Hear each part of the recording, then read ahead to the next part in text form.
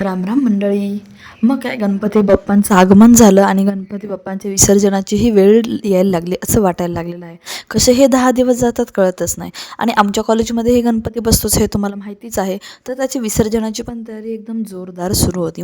म्हणून आम्ही आमच्या कॉलेजच्या काही मुलींना डान्स करायला सांगितला होता. गणेश वंदना, गणपतीवर जे सॉन्ग रिलेटेड आहेत त्याच्यावर डान्स बसवण्यासाठी सांगितलेला होता. पण मुली पण थोडासा प्रयत्न करत होत्या आणि मी पण त्यांना काही शिकवले. स्टेप्स जरा थोड्याशा अवघड होत्या, सो मी मुलींना प्रॉपर मी शिकवलं. 2 ग्रुप केले होते, तुम्ही बघू शकता. दोन्ही ग्रुपला पण मी शिकवत होते.